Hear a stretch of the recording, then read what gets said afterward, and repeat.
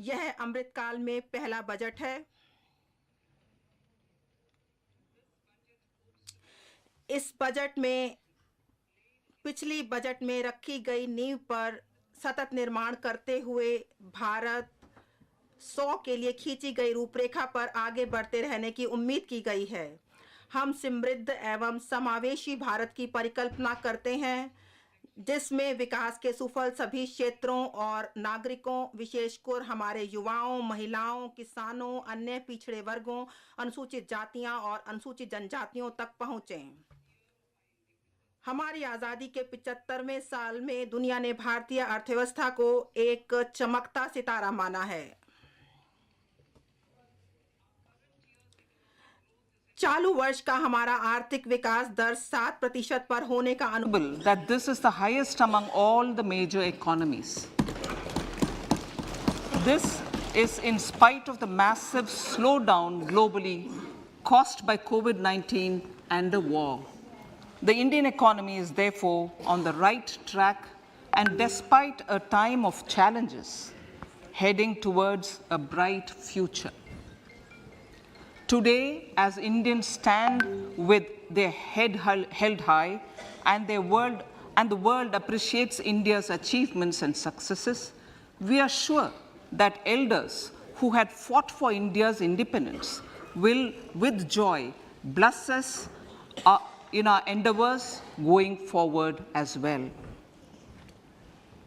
Our focus on wide-ranging reforms and sound policies implemented through Sabka Prayas, resulting in Jan Bhagidari and targeted support to those in need, helped us perform well in trying times. India's rising global profile is because of the several accomplishments: unique world-class digital public infrastructure, example, Aadhaar, CoWIN and UPI, COVID vaccination drive in unparalleled scale and speed, proactive role in frontier areas such as achieving the climate-related goals, Mission Life and National Hydrogen Mission. During the COVID-19 pandemic, we ensured that no one goes to bed hungry with a scheme to supply free food grains to over 80 crore persons for 28 months. Continuing our commitment to ensure food and nutritional security, we are implementing from 1st January 2023 a scheme to supply free food grain to all Antyodaya and priority households for the next 1 year. Under PM Garib Kalyan Anna Yojana, the entire expenditure of about 2 lakh crore will be borne by the central government. In these times of global challenges, the G20 presidency gives us a unique opportunity to strengthen India's role in the world economic order. With the theme of Vasudhaiva Kutumbakam, we are steering an ambitious, people-centric agenda to address global challenges and to facilitate sustainable economic development. The government's efforts since 2014 have ensured for all citizens a better quality of life and life of dignity. The per capita income has more than doubled to 1.97 lakh rupees. In these 9 years, the Indian economy has increased in size from being 10th to 5th largest in the world. We have significantly improved our position as well as a well-governed and innovative country with a conducive environment for business as reflected in several global indices. We have made a significant progress in many sustainable development goals. The economy has become a lot more formalized as reflected in the EPFO membership more than doubling to 27 crore, and rupees 7,400 crore digital payments of 126 lakh crore rupees through UPI in 2022. The efficient implementation of many schemes with universalization of targeted benefits has resulted in inclusive development. Some of the schemes are 11.7 crore household toilets under Swachh Bharat mission, which is achieved, 9.6 crore LPG connections under Ujjwala, 220 crore COVID vaccination of 102 crore persons, 47.8 crore PM Jan Dhan bank accounts, insurance cover for 44.6 crore persons under PM Suraksha Bima and PM Jeevan Jyoti Yojana, and cash transfer of 2.2 lakh crores of rupees to 11.4 crore to over 11.4 crore farmers under PM Kisan Samman Nidhi. Our vision for the Amrit Kal includes technology-driven and knowledge-based economy with strong public finances and a robust financial sector.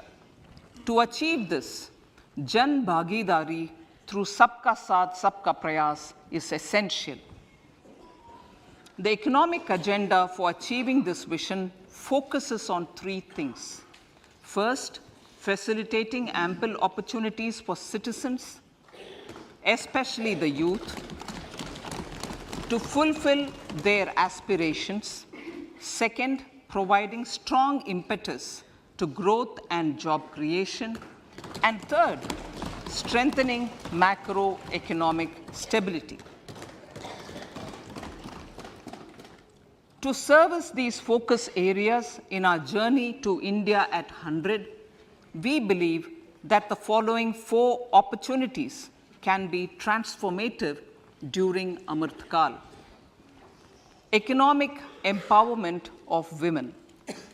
Deen Dayal Antyodaya Yojana National Rural Livelihood Mission has achieved remarkable success by mobilizing rural women into 81 lakh self-help groups.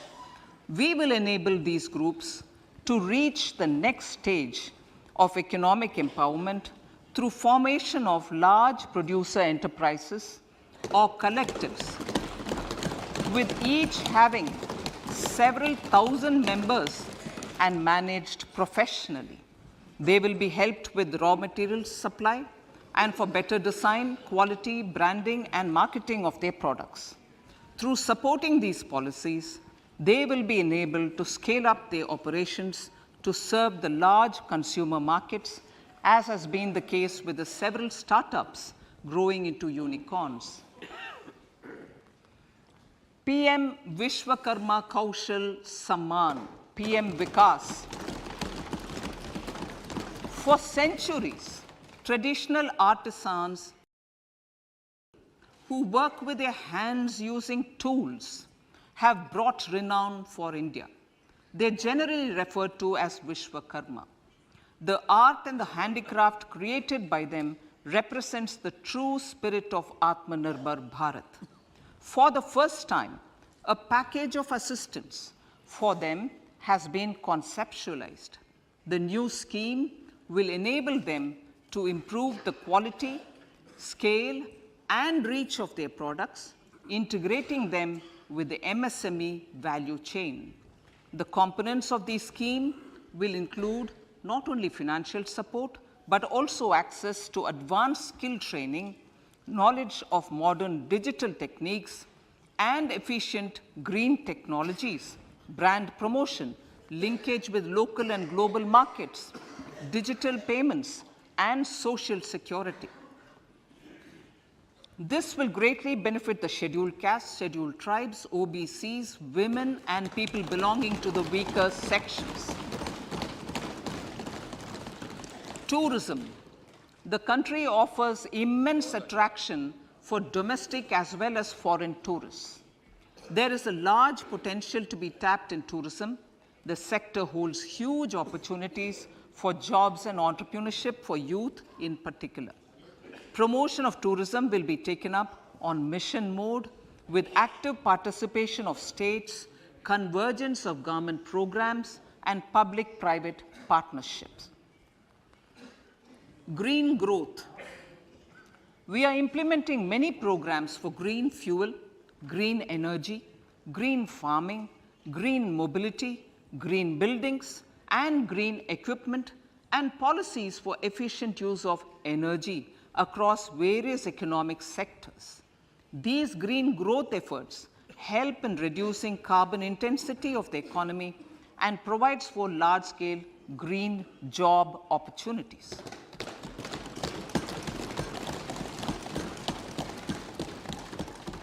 Priorities of this budget. The budget adopts the following 7 priorities. They complement each other and act as the Saptarishi guiding us through the Amritkal. Inclusive development, reaching the last mile, infrastructure and investment, unleashing the potential, green growth, youth power, and financial sector. I now speak on the priority number 1, inclusive development. The government's philosophy of Sabka Saath, Sabka Vikas has facilitated inclusive development covering in specific farmers, women, youth, OBCs, scheduled castes, scheduled tribes, Divyangjan, and economically weaker sections, and overall priority for the underprivileged, Vanchiton ko Variyata. There has also been a sustained focus on Jammu Kashmir, Ladakh, and the Northeast. This budget builds on those efforts. Digital public infrastructure for agriculture. Digital public infrastructure for agriculture will be built as an open source, open standard, and interoperable public good. This will enable inclusive farmer-centric solutions through relevant information services for crop planning and health, improved access to farm inputs, credit and insurance, help for crop estimation, market intelligence, and support for growth of agri-tech industry and startups.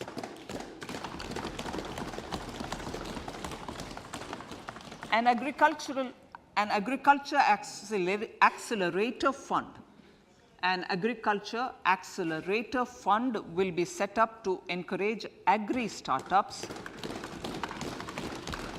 by young entrepreneurs in rural areas. The fund will aim at bringing innovative and affordable solutions for challenges faced by farmers. It will also bring in modern technologies to transform agricultural practices, increase productivity and profitability. To enhance the productivity of extra long staple cotton, we will adopt a cluster-based and value chain approach through public-private partnerships. This will mean collaboration between farmers, state, and industry for input supplies, extension services, and market linkages. We will launch an Atmanirbhar Clean Plant program to boost availability of disease-free, quality planting material for high-value horticultural crops at an outlay of 2,200 crores. Global hub for millets, which are Sri Anna. India is the forefront. India is at the forefront of popularizing millets, whose consumption furthers nutrition, food security, and welfare of farmers, said the Honorable Prime Minister. We are the largest producer and second largest exporter of Sri Anna in the world. We grow several types of Sri Anna, such as Sri Anna Jowar, Sri Anna Ragi, Sri Anna Bajra, Sri Anna Kutu, Ramdana, Kangni, Kutni, Kutki, Kodo, China, and Sama. These have a number of health benefits and have been an integral part of our food for centuries. I acknowledge with pride the huge service done by small farmers in contributing to the health of fellow citizens by growing these Sri Anna. Now, to make India a global hub for Sri Anna, the Indian Institute of Millet Research, ideally Indian Institute of the Sri Anna Research, Hyderabad, will be supported as the center of excellence for sharing best practices, research, and technologies at the international level. The agricultural credit target will be increased to 20 lakh crores with focus on animal husbandry, dairy, and fisheries. We will launch a new sub-scheme of PM Matsya Sampada Yojana, which is an existing scheme, but we'll launch a new sub-scheme with targeted investment of 6,000 crores to further enable activities of fishermen, fish vendors, and micro and small entrepreneurs, improve value chain efficiencies, and expand the market. For farmers, especially small and marginal farmers and other marginalized sections, the government is promoting cooperative-based economic development model. A new Ministry of Cooperation was formed with a mandate to realize the vision of Sahakar Se Samriddhi.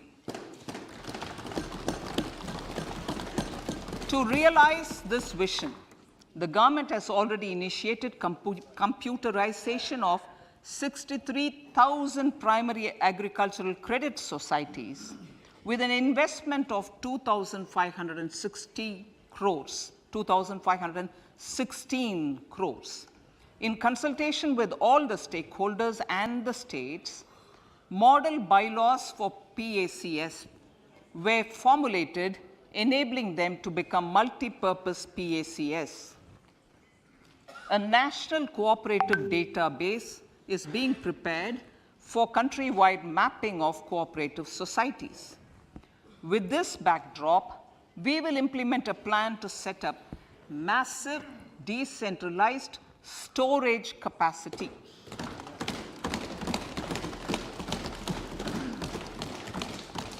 This will help farmers store their produce and realize remunerative prices through sale at appropriate times. The government will also facilitate setting up of a large number of multipurpose cooperative societies, primary fishery societies, and dairy cooperative societies in uncovered panchayat and villages in the next 5 years.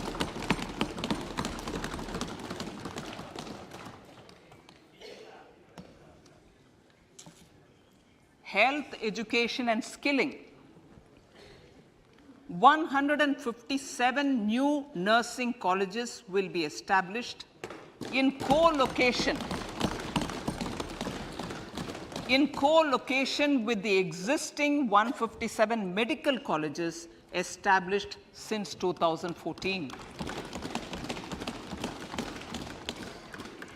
A mission to eliminate sickle cell anemia by 2047 will be launched.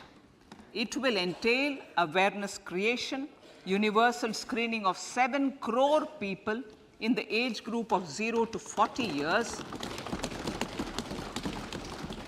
in affected tribal areas, and counseling through collaborative efforts of central ministries and state governments.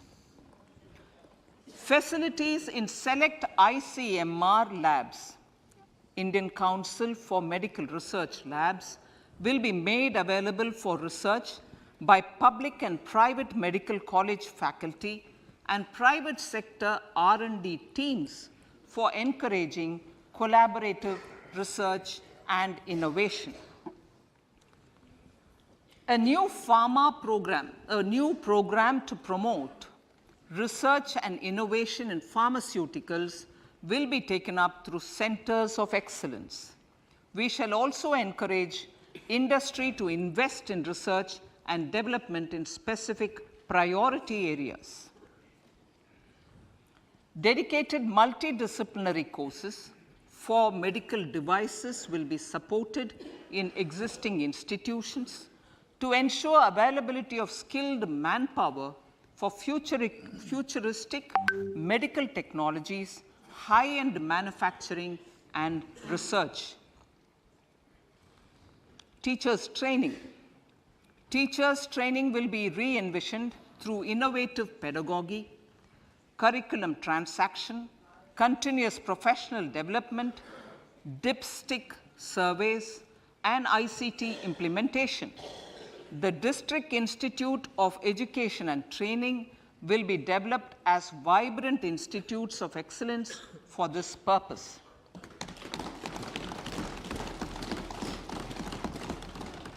National Digital Library for Children and Adolescents. A National Digital Library for Children and Adolescents will be set up for facilitating availability of quality books across geographies, languages, genres, and levels, and device-agnostic accessibility. States will be encouraged to set up physical libraries for them at panchayat and ward levels and provide infrastructure for accessing the national digital library resources. Additionally, to build a culture of reading and to make up for pandemic time learning loss, the National Book Trust, the Children's Book Trust, and other sources will be encouraged to provide and replenish non-curricular titles in regional languages and in English to these physical libraries. Collaboration with NGOs that work in literacy will also be a part of this initiative to inculcate financial literacy. Financial sector regulators and organizations will be encouraged to provide age-appropriate reading material to these libraries. I move to priority 2, reaching the last mile. Prime Minister Vajpayee's government had formed the Ministry of Tribal Affairs and the Department of Development of Northeast Region to provide a sharper focus to the objective of reaching the last mile. Our government has formed the Ministries of Ayush, Fisheries, Animal Husbandry and Dairying, Skill Development, Jal Shakti, and Cooperation. Building on the success of the Aspirational Districts program, the government has recently launched the Aspirational Blocks program, covering 500 blocks for saturation of essential government services across multiple domains such as health, nutrition, education, agriculture, water resources, financial inclusion, skill development, and basic infrastructure. Manya Speaker, Sir, Pradhan Mantri PVTG, which is Primitive Vulnerable Tribal Groups,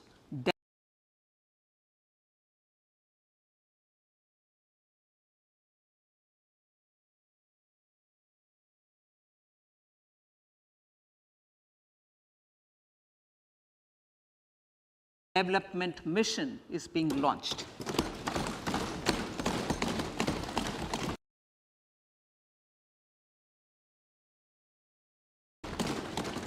To improve socio-economic conditions of the particularly vulnerable tribal groups, the PVTGs as we refer them to, Pradhan Mantri PVTG Development Mission will be launched. This will saturate PVTG families and habitations with basic facilities such as safe housing, clean drinking water and sanitation, improved access to education, health, nutrition, road and telecom connectivity, and sustainable livelihood opportunities.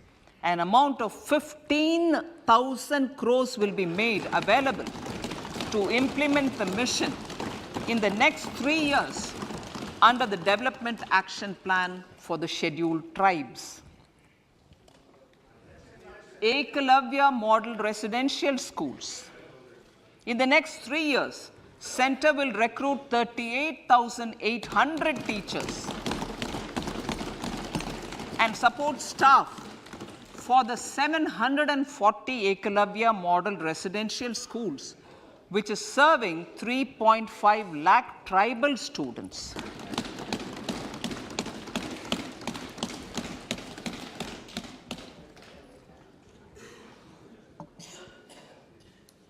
In the drought-prone central regions of Karnataka, central assistance of 5,300 crore will be given to Upper Bhadra project to provide sustainable micro irrigation and filling up of surface tanks for drinking water. PM Awas Yojana. The outlay for PM Awas Yojana is being enhanced by 66% to over 79,000 crores. Bharat Shared Repository of Inscriptions will be set up in a digital epigraphy museum with digitization of 1 lakh ancient inscriptions in the first stage. Support for poor prisoners. For poor persons who are in prisons and unable to afford the penalty or the bail amount, required financial support will be provided. Priority number 3, infrastructure and investment. Investments in infrastructure and productive capacity have a large multiplier impact on growth and employment. After the subdued period of the pandemic, private investments are growing again. The budget takes the lead once again to ramp up the virtuous cycle of investment and job creation. Honorable Speaker, sir, the capital investment outlay is being increased steeply for the 3rd year in a row by 33% to 10 lakh crores, which would be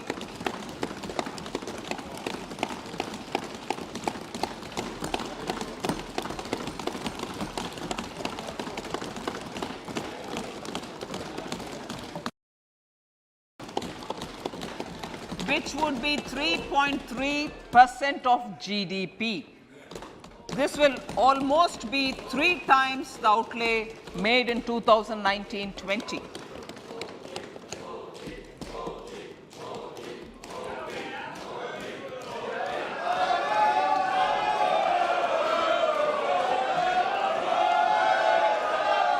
This substantial increase in recent years is central to the government's efforts to enhance growth potential and job creation, crowd in private investments, and provide a cushion against global headwinds.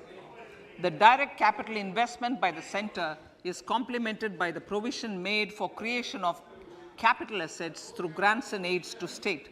The effective capital expenditure of the center is budgeted at 13.7 lakh crore rupees, which will be 4.5% of GDP.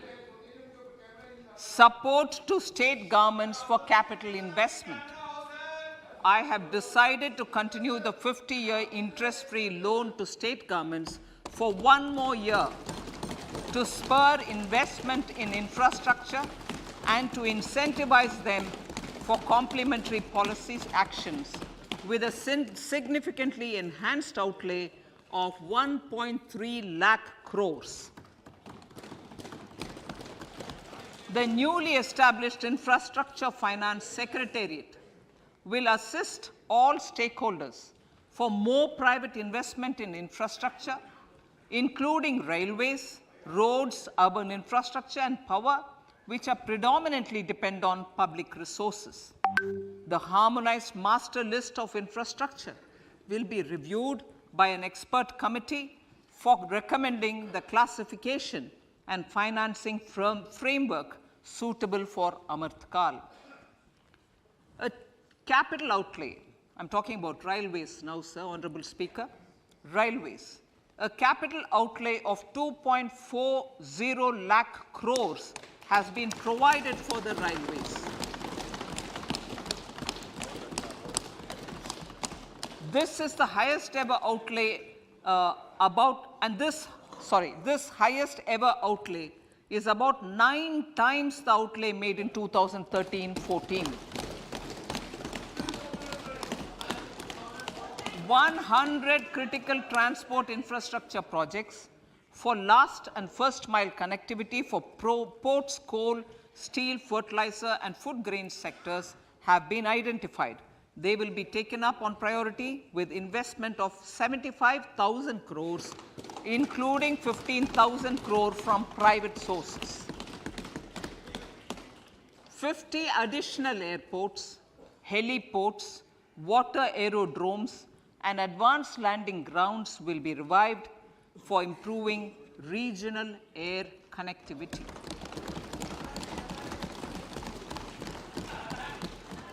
Sustainable cities for tomorrow.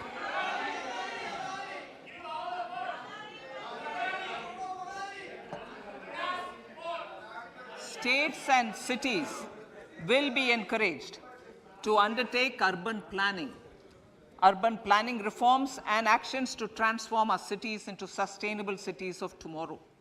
This means efficient use of land resources, adequate resources for urban infrastructure, transit-oriented development, enhanced availability and affordability of urban land, and opportunities for all.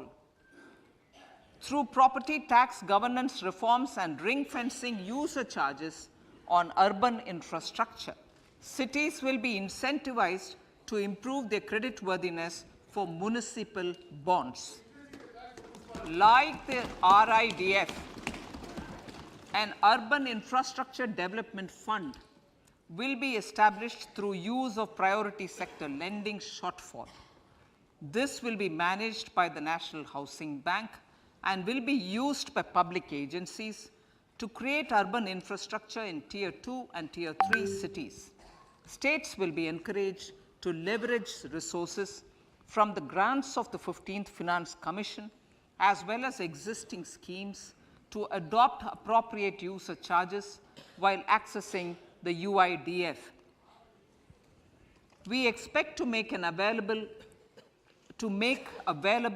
10,000 crore rupees per annum for this purpose.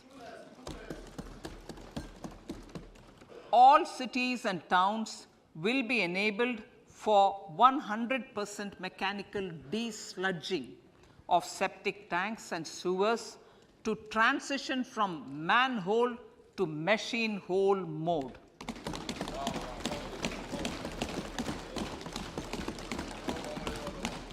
Enhanced focus will be provided for scientific management of dry and wet waste. Honorable Speaker, sir, our Prime Minister had said, good governance is the key to a nation's progress. Our government is committed to providing a transparent and accountable administration which works for the betterment and welfare of common citizens. Mission Karma Yogi.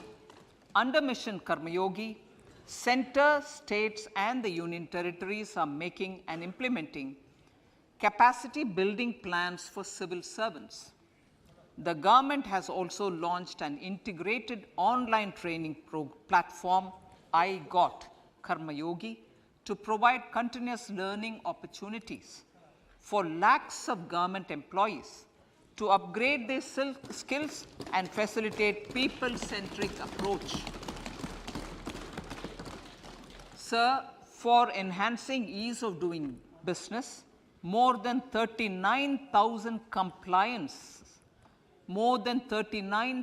compliances have been reduced, and more than 3,400 legal provisions have been decriminalized. For furthering the trust-based governance, we have introduced the Jan Vishwas Bill to amend 42 central acts. This budget proposes a series of measures to unleash the potential of our economy. Centers of Excellence for Artificial Intelligence. For realizing the vision of Make AI in India and Make AI Work for India, 3 centers of excellence for artificial intelligence will be set up in top educational institutions.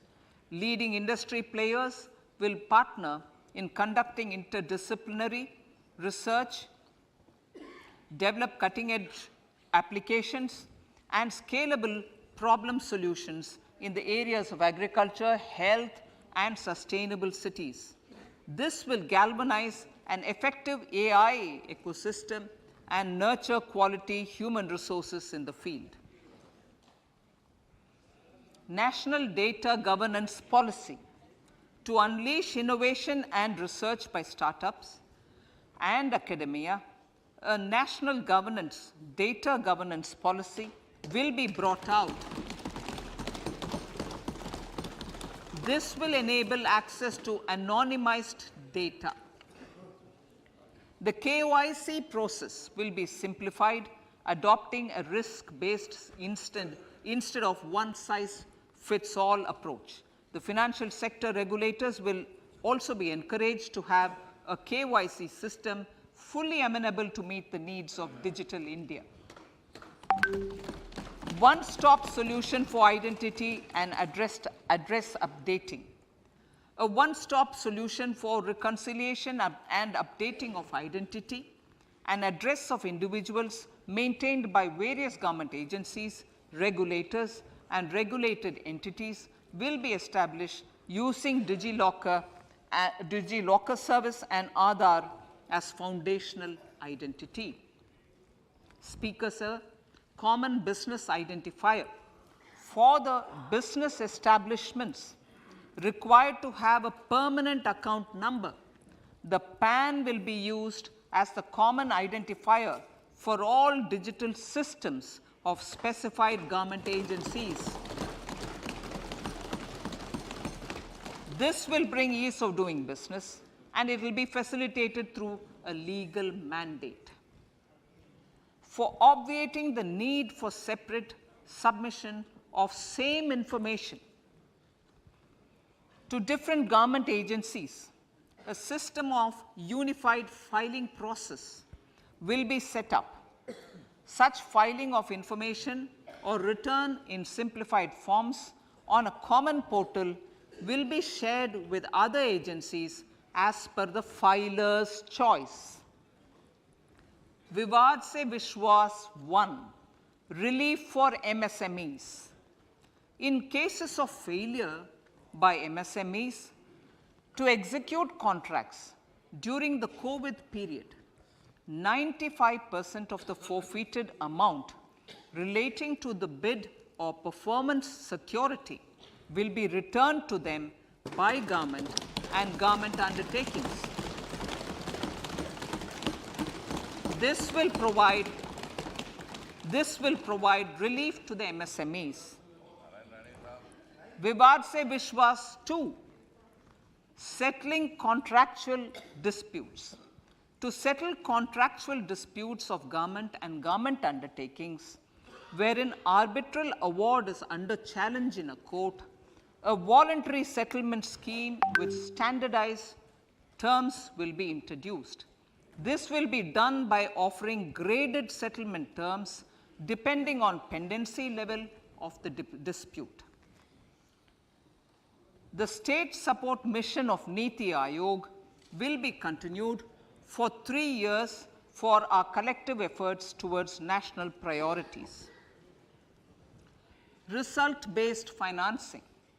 to better allocate scarce resources for competing development needs, the financing of select schemes will be changed on a pilot basis from input-based to result-based. E-courts. For efficient administration of justice, phase 3 of e-courts projects phase 3 of the e-courts project will be launched with an outlay of 7,000 crores. Fintech services in India have been facilitated by our digital public infrastructure, including Aadhaar, PM Jan Dhan Yojana, Video, KYC, India Stack, and UPI. To enable more fintech innovative services, the scope of documents available in DigiLocker for individuals will be expanded. An entity DigiLocker will be set up for the use by MSMEs, large businesses, and also charitable trusts. This will be towards storing and sharing documents online securely whenever needed with various authorities, regulators, banks, and other business entities. 5G services. 100 labs for developing applications using 5G services will be set up in engineering institutions.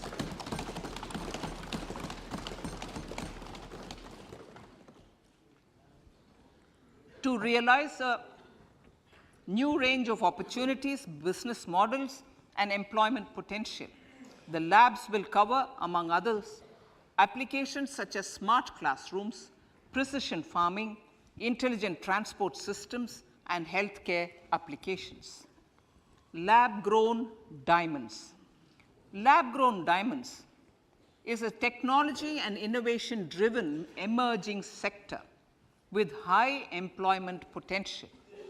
These environment-friendly diamonds, which have optically and chemically the same properties as natural diamonds. To encourage indigenous production of LGD, lab-grown diamond seeds and machines, and to reduce import dependency, a research and development grant will be provided to one of the IITs for 5 years. To reduce the cost of production, a proposal to review the custom duty on LGD seeds will be indicated in Part B of the speech. I come to the fifth priority, Honorable Speaker, sir, green growth.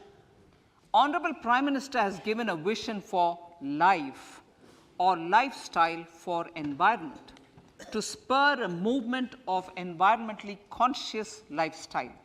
India is moving forward firmly for the Panchamrit, the net zero carbon emission by 2070 to usher in green industrial and economic transition. This budget builds on our focus on green growth. The recently launched National Green Hydrogen Mission, with an outlay of 19,700 crores, will facilitate transition of the economy to low carbon intensity, reduce dependence on fossil fuel imports, and make the country assume technology and market leadership in this sunrise sector. Our target is to reach an annual production of 5 MMT by 2030. Energy transition. This budget provides for 35,000 crores for priority capital investment towards energy transition and net zero objectives and energy security by Ministry of Petroleum and Natural Gas. To steer the economy on sustainable development path, battery energy storage systems with capacity of 4,000 MWH will be supported with viability gap funding.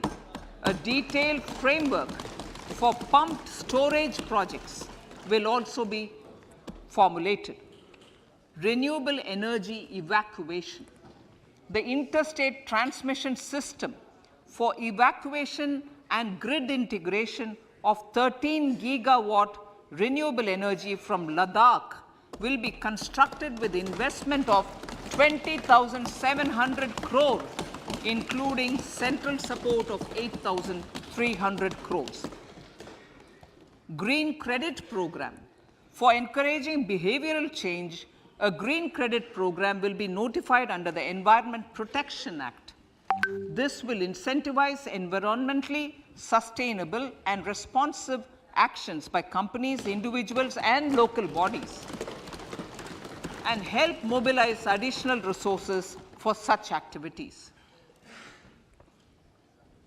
PM Program for Restoration, Awareness, Nourishment, and Amelioration of Mother Earth, PM Pranam, will be launched to incentivize states and union territories to promote alternative fertilizers and balanced use of chemical fertilizers. Go Bardhan Scheme. 500 new waste to wealth plants under Go Bardhan, galvanizing organic bio-agro resources done. Go Bardhan scheme will be established for promoting circular economy.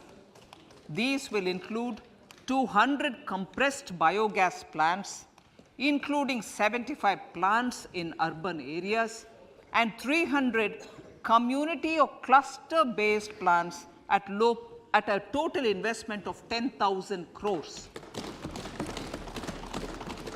I will refer to this in Part B also. In due course, a 5% CBG mandate will be introduced for all organizations marketing natural and biogas. For collection of biomass and distribution of biomanure, appropriate fiscal support will also be provided. Bharatiya Prakritik Kheti Bio Input Resource Centers. Over the next 3 years, we will facilitate 1 crore farmers to adopt natural farming. For this, Honorable Speaker, 10,000 bio input resource centers will be set up, creating a national level distributed micro fertilizer and pesticide manufacturing network. Mishti.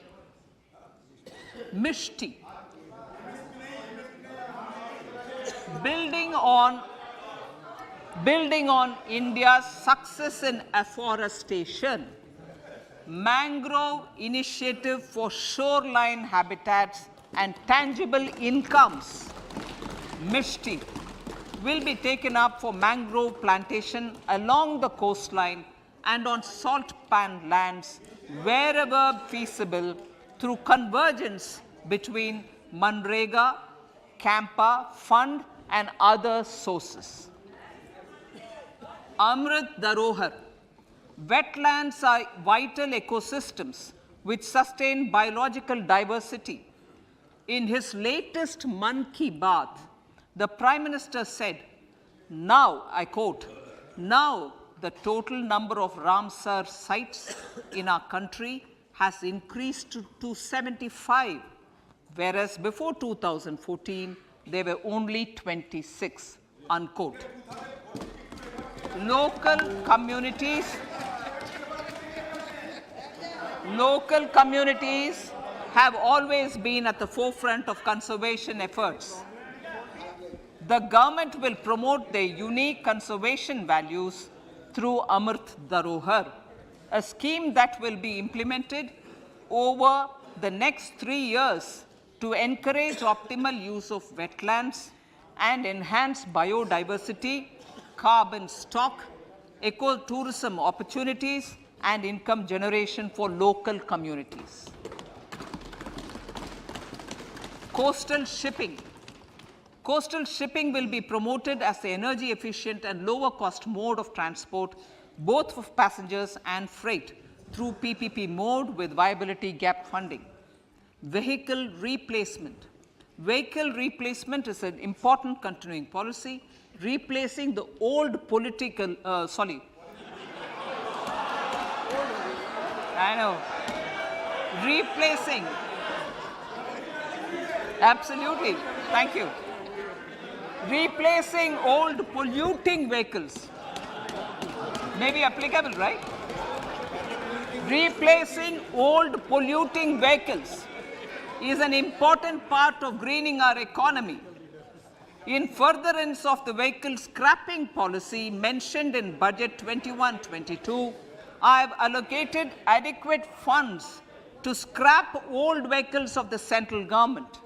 States will also be supported in replacing old vehicles and old state ambulances. Honorable Speaker, sir, I move to priority 6, youth power.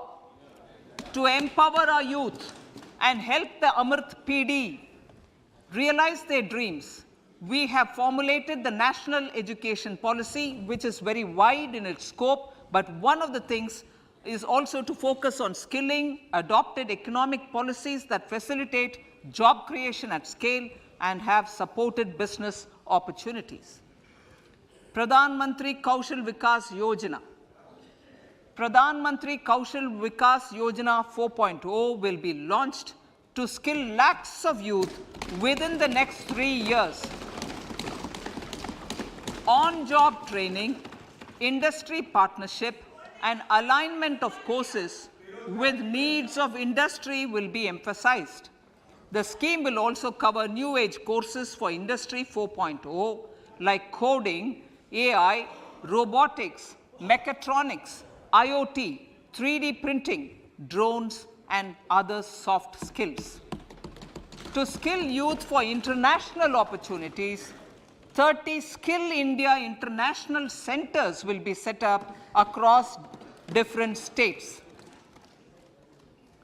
The digital ecosystem for skilling will be further expanded with the launch of a unified platform for enabling demand-based formal skilling, linking with employers including MSMEs, and facilitating access to entrepreneurship schemes. To provide stipend support to 47 lakh youths in 3 years, direct benefit transfer under a pan-India national apprenticeship promotion scheme will be rolled out. Tourism.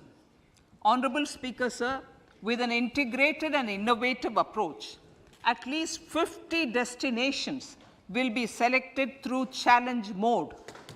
In addition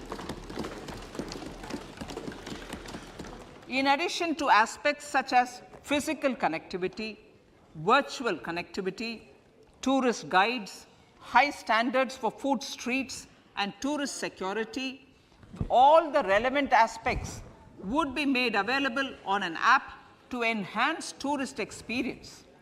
Every destination would be developed as a complete package. The focus of development of tourism would be on domestic as well as foreign tourists.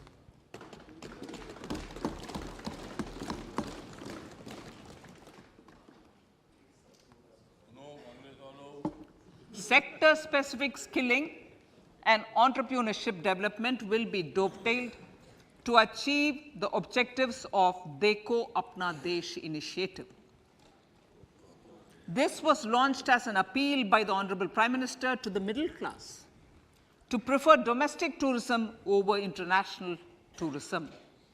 The integrated development of theme-based tourist circuits, the Swadesh Darshan scheme, was also launched.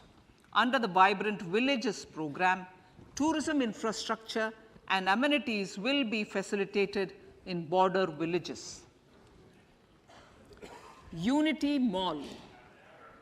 States will be encouraged to set up a Unity Mall in their state capital or most prominent tourism center or the financial capital for promotion and sale of their one district, one product and GI products and other handicraft products, and for providing space for such products of all other states as well.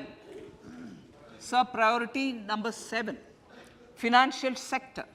Our reforms in the financial sector and innovative use of technology have led to financial inclusion at scale, better and faster service delivery, ease of access to credit, and participation in financial markets.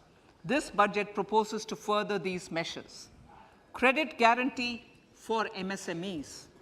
Last year, I proposed revamping of the credit guarantee scheme for the MSMEs.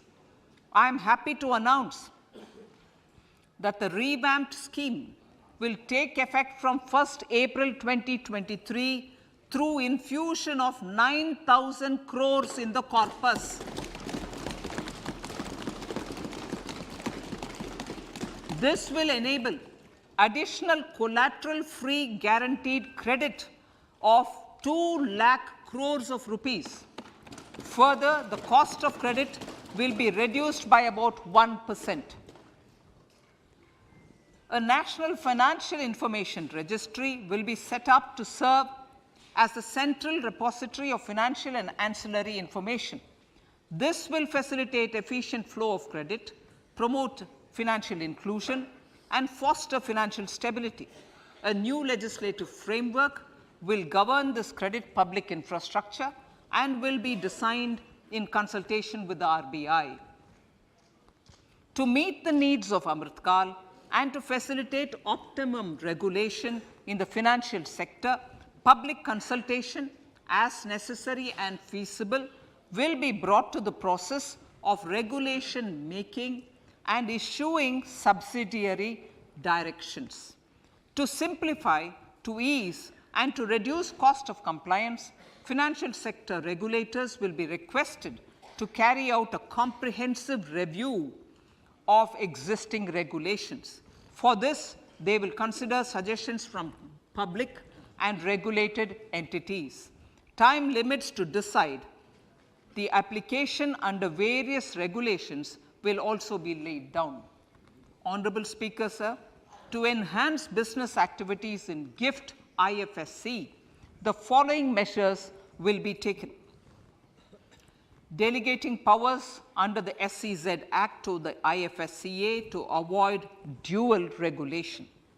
Setting up a single window IT system for registration and approval of IFSCA, SEZ authorities, GSTN, RBI, SEBI, and IRDAI. Permitting acquisition financing by IFSC banking units of foreign banks. Establishing a subsidiary of Exim Bank for trade refinancing.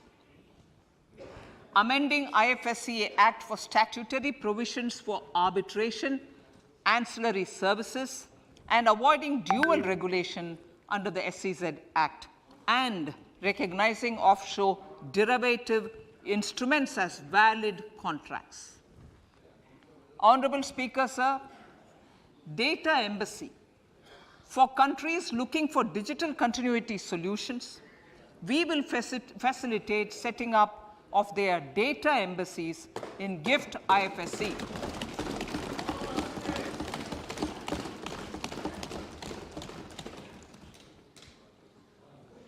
Improving governance and investor protection in banking sector.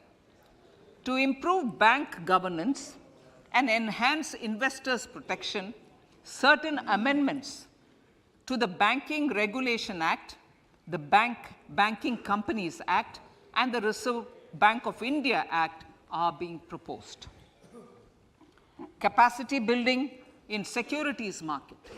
Honorable Speaker, sir, to build capacity of functionaries and professionals in the securities market, SEBI will be empowered to develop, regulate, maintain, and enforce norms and standards for education in the National Institute of Securities Markets and to recognize award of degrees, diplomas, and certificates. A central processing center will be set up for faster response to companies through centralized handling of various forms filed with field officers under the Companies Act. reclaiming of shares and dividends. For investors to reclaim unclaimed shares and unpaid dividends from the Investor Education and Protection Fund Authority with ease, from the Investor Education and Protection Fund Authority with ease, an integrated IT portal will be established. Digital payments continue to find wide acceptance. In 2022, they show an increase of 76% in transaction and 91% in value. Fiscal support for this digital public infrastructure will continue in 2023-2024. आज़ादी का अमृत महोत्सव, महिला सम्मान बचत पत्र.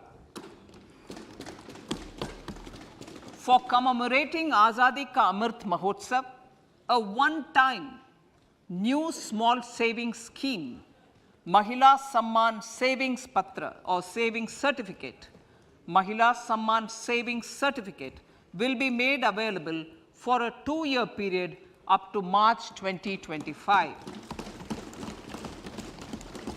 This will offer deposit facility up to 2 lakh in the name of a woman or girls for a tenure of 2 years at fixed interest rate of 7.5% with partial withdrawal option. Senior citizens.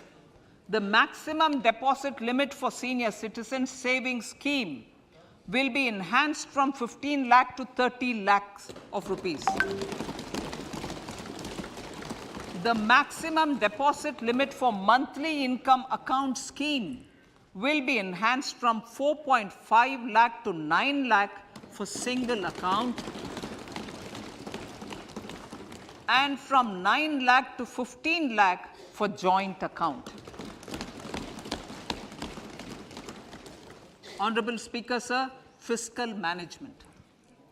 50 years interest-free loan to states. The entire 50-year loan to states has to be spent on capital expenditure within 2023-24. Most of this will be at the discretion of the states, but a part will be conditional on states increasing their actual capital expenditure. Parts of the outlay will also be linked to or allocated for the following purposes: scrapping old government vehicles, urban planning reforms and actions, financing reforms in urban local bodies to make them credit-worthy for municipal bonds, housing for police personnel above or as part of the police station, constructing unity malls, children and adolescent libraries and digital infrastructure, and state share of capital expenditure of central schemes. Honorable Speaker, sir, fiscal deficit of states.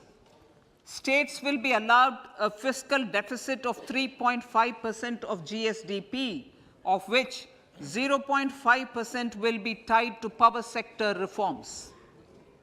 Revised estimates 2022 to 2023. The revised estimate, Honorable Speaker, sir, of the total receipts other than borrowing is 24.3 lakh crores, of which the net tax receipts are 20.9 lakh crores. The revised estimate of the total expenditure is 41.9 lakh crores of rupees, of which the capital expenditure is about 7.3 lakh crores. The revised estimate of the fiscal deficit is 6.4% of GDP, adhering to the budget estimate. So budget estimates of 2023-24. Coming to 2023-24, the total receipts other than borrowings and the total expenditure are estimated at 27.2 lakh crores and 45 lakh crores respectively. The net tax receipts are estimated at 23.3 lakh crores. the fiscal deficit is estimated to be 5.9% of the GDP. In my budget speech for 21-22, I had announced that we plan to continue the path of fiscal consolidation, reaching a fiscal deficit of below 4.5% by 2025-26, with a fairly steady decline over the period. We have adhered to this path, and I reiterate my intention to bring the fiscal deficit below 4.5% of GDP by 2025-26. To finance the fiscal deficit in 2023-24, the net market borrowings from dated securities are estimated at 11.8 lakh crores. The balance financing is expected to come from small savings and other sources. The gross market borrowings are estimated at 15.43 lakh crores of rupees. Honorable Speaker, sir, I now move to Part B.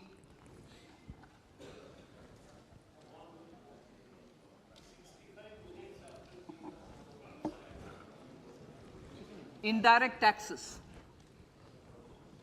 My indirect tax proposals will aim to promote exports, boost domestic manufacturing, enhance domestic value addition, encourage green energy and mobility. A simplified tax structure with fewer tax rates helps in reducing compliance burden and improving tax administration. I propose to reduce the number of basic customs duty rates on goods other than textiles and agriculture from 21 to 13. As a result, there are minor changes in the basic custom duties, cesses and surcharges on some items including toys, bicycle, automobiles and naphtha. Green mobility. To avoid cascading of taxes on blended compressed natural gas, I propose to exempt excise duty on GST paid compressed biogas contained in it. To further provide impetus to green mobility, customs duty exemptions is being extended to import of capital goods and machinery required for manufacture of lithium-ion cells for batteries used in electrical vehicles as well. Electronics. As a result of various initiatives of the government, including phased manufacturing program, mobile phone production in India has increased from 5.8 crore units valued at about 18,900 crore in 2014-15 to 31 crore units valued at 2,75,000 crore in the last financial year. To further deepen domestic value addition in manufacturing of mobile phones, I propose to provide relief to customs duty. I propose to provide relief in customs duty on import of certain parts and inputs like camera lens, and continue the concessional duty on lithium-ion cells for batteries for another year. Similarly, to promote value addition in manufacture of televisions, I propose to reduce the basic customs duty on parts of open cells of TV panels to 2.5%. Electrical. To rectify inversion of duty structure and encourage manufacturing of electric kitchen chimneys, the basic custom duty on electric kitchen chimney is being increased from 7.5% to 15%, and that on heat coils for these is proposed to be reduced from 20% to 15%. Chemicals and petrochemicals. Denatured ethyl alcohol is used in chemical industry. I propose to exempt basic customs duty on it. This will also support the ethanol blending program and facilitate an endeavor for energy transition. Basic customs duty is also being reduced on acid grade fluorospar from 5% to 2.5% to make the domestic fluorochemicals industry competitive. Further, the basic customs duty on crude glycerin for use in manufacture of epichlorohydrin is proposed to be reduced from 7.5% to 2.5%.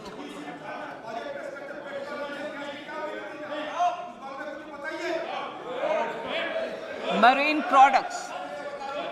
In the last financial year, marine products recorded the highest export growth, benefiting farmers in the coastal states of the country. To further enhance the export competitiveness of marine products, particularly shrimps, duty is being reduced on key inputs for domestic manufacture of shrimp feed.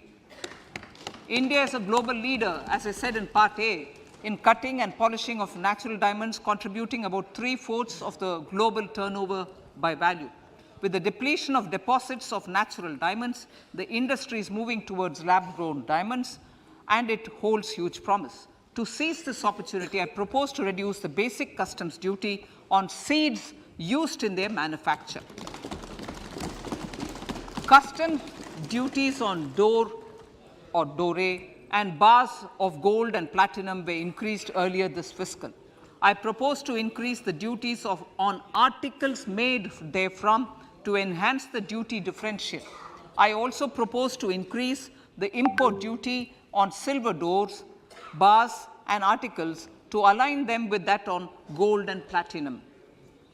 To facilitate availability of raw materials for the steel sector, exemptions from basic custom duty on raw materials for manufacture of CRGO steel, ferrous scrap and nickel cathode is being continued.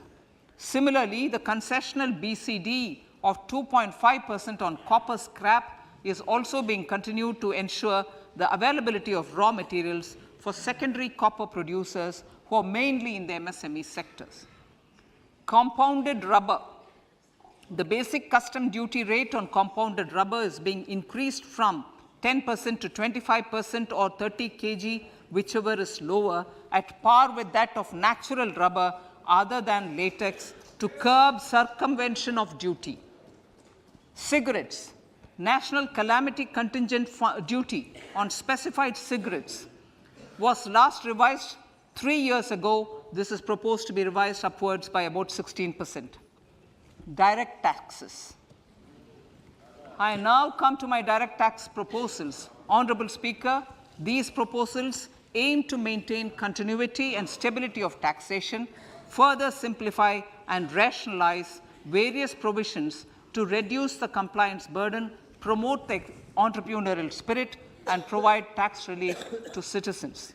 It has been constant endeavor of the Income Tax Department to improve taxpayer services by making compliance easy and smooth. Our taxpayers portal received a maximum of 72 lakh returns in a day, processed more than 6.5 crore returns this year. Average processing period reduced from 93 days in financial year 13-14 to 16 days only now. And 45% of the returns were processed within 24 hours. We intend to further improve this, roll out the next generation common IT return form for taxpayer convenience, and also plan to strengthen the grievance redressal mechanism. MSMEs and professionals. MSMEs are growth engines of our economy. Micro enterprises with turnover up to 2 crore of rupees and certain professionals with turnover of up to 50 lakh rupees can avail the benefit of presumptive taxation. I propose to provide enhanced limits of 3 crore and 75 lakh respectively to the taxpayers whose cash receipts are no more than 5%.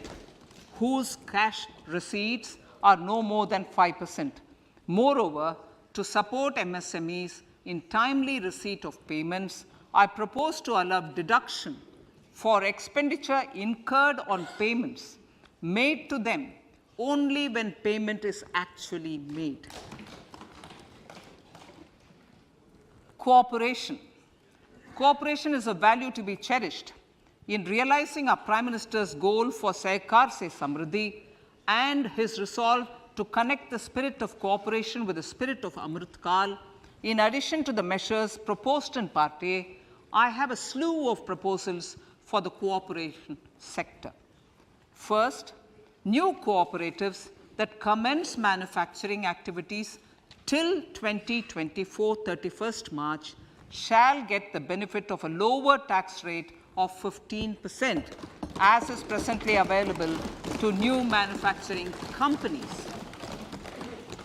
Secondly, I propose to provide an opportunity to sugar cooperatives to claim payments made to sugarcane farmers for the period prior to the assessment year 2016-17 as expenditure. This is expected to provide them a relief of almost 10,000 crores. Thirdly, I am providing a higher limit of 2 lakh per member for cash deposits to loans in cash by primary agricultural cooperative societies and primary cooperative agriculture and rural development banks. I repeat that. Thirdly, I am providing a higher limit of 2 lakh per member for cash deposits to and loans in cash by primary agricultural cooperative societies and primary cooperative agricultural and rural development banks. Similarly, a higher limit of 3 crore for TDS on cash withdrawal is being provided to cooperative societies. Startups.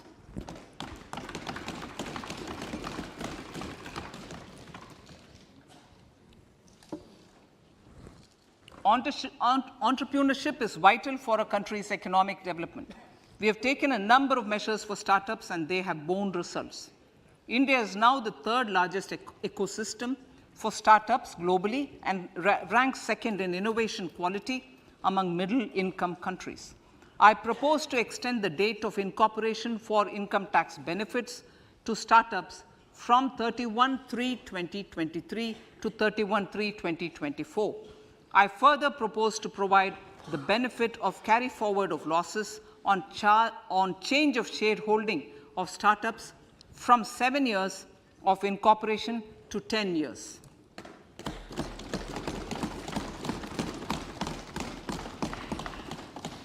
To reduce the pendency of appeals at commissioner level, I propose to deploy about 100 joint commissioners for disposal of small appeals.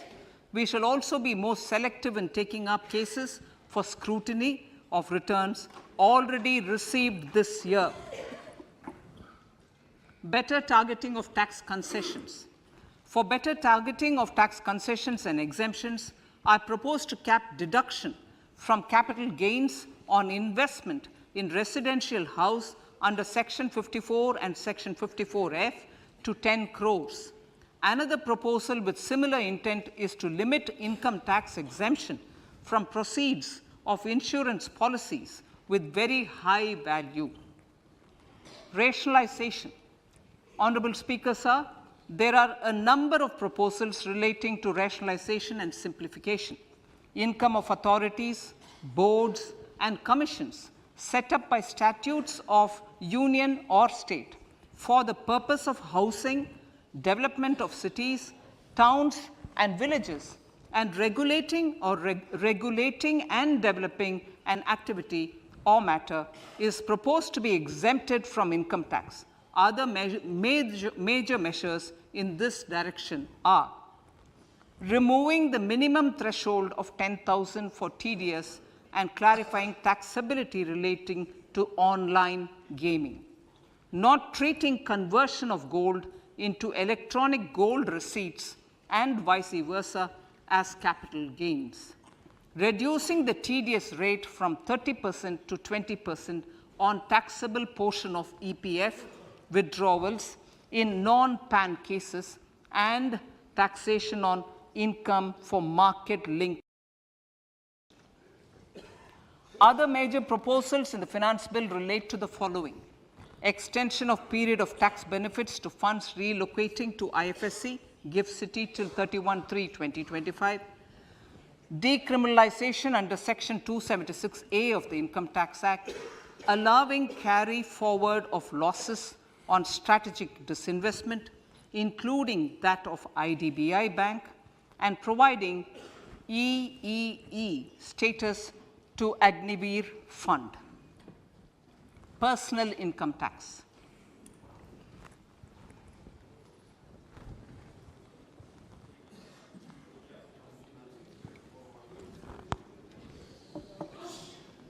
Now I come to what everyone is waiting for. Personal income tax. I have 5 major announcements to make in this regard. These primarily benefit our hard-working middle class. The first one concerns rebate. Currently, those with income up to 5 lakh do not pay any income tax in both old and new regimes. I propose to increase the rebate limit to 7 lakhs in the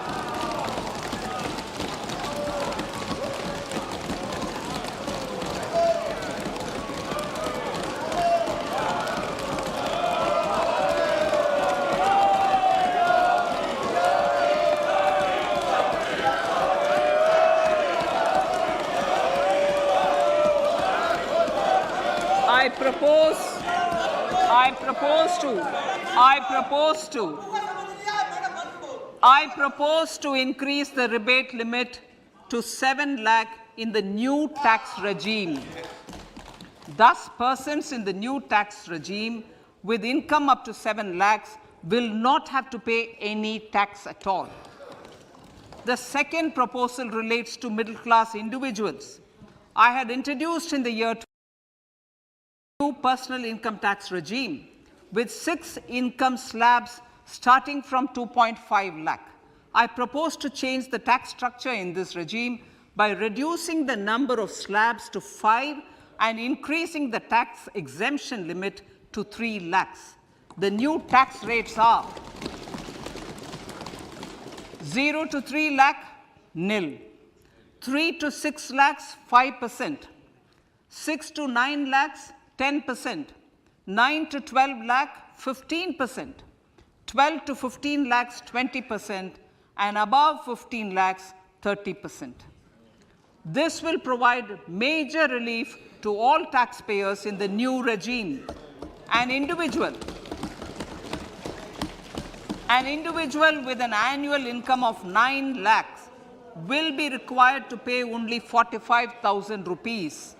This is only 5% of his or her income. It is a reduction of 25% on what he or she is required to pay now. That is 60,000. So in the place of 60,000, it is now only 45,000. Similarly, an individual with an income of 15 lakh rupees would be required to pay only 1.5 lakh or 10% of his income or her income, a reduction of 20% from the existing liability of 1,87,500 rupees. My third proposal is for the salaried class and the pensioners, including family pensioners, for whom I propose to extend the benefit of standard deduction to the new tax regime. Each salaried person with an income of 15.5 lakh rupees or more will thus stand to benefit by 52,500 rupees. My fourth announcement in personal income tax is regarding the highest tax rate, which in our country is 42.74%. This is among the highest in the world. I propose to reduce the highest surcharge rate from 37% to 25% in the new tax regime.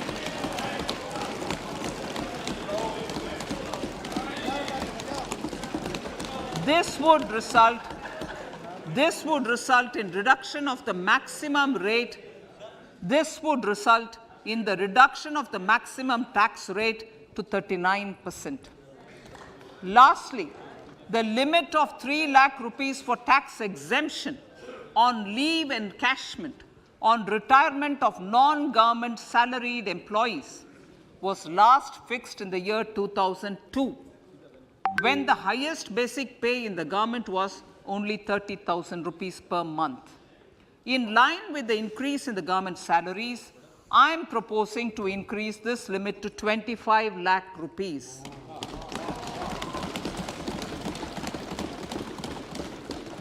We are also making the new income tax regime as the default tax regime. However, citizens will continue to have the option to avail the benefit of the old tax regime. Apart from these, I am also making some other changes as given in the annexure. As a result of these proposals, revenue of about 38,000 crore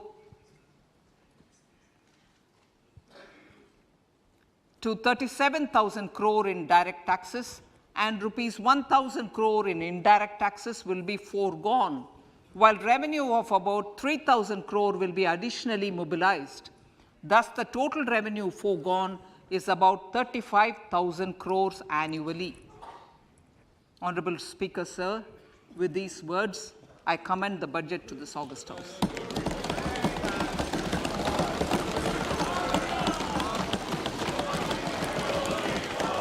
One hour, 25 minutes. Item number 1, माननीय item number 2, Shrimati Nirmala Sitharaman ji. Sir, with your permission, I lay on the table of the following statements. Under Section 3(1) of the Fiscal Responsibility Budget Management Act 2003, 1. Medium-term fiscal policy cum fiscal policy strategy statement and macroeconomic framework statement. माननीय सदस्यगण, जैसा कि आपको समाचार भाग 2 के माध्यम से पहले ही सूचित किया जा चुका है कि माननीय वित्त मंत्री जी के बजट भाषण की प्रतियां हार्ड कॉपी के रूप में उपलब्ध कराई गई है. आप बजट भाषण की अपनी अपनी प्रति प्रकाशन पलक से ले लें. आपको ये भी सूचित किया. लहलहाती फसल, भरे पूरे खेत खलिहान, हर किसान का बस यही अरमान. लेकिन कभी बारिश, कभी बिजली, कभी ओला, कभी सूखा. भैया खेती में तो जोखम रहता ही है, अब क्या करें. अब प्रकृति का कोनो उपाय है का? प्रकृति का तो नहीं, मगर नुकसान का उपाय है. अच्छा, हाँ, AIC से फसल बीमा. फसल बीमा? मतलब मामूली सा प्रीमियम दो और बड़ी चिंता से मुक्ति पाओ. अरे वाह. जब AIC का है साथ तो ना डर ना फिक्र की बात. Agriculture insurance company of India limited. AIC.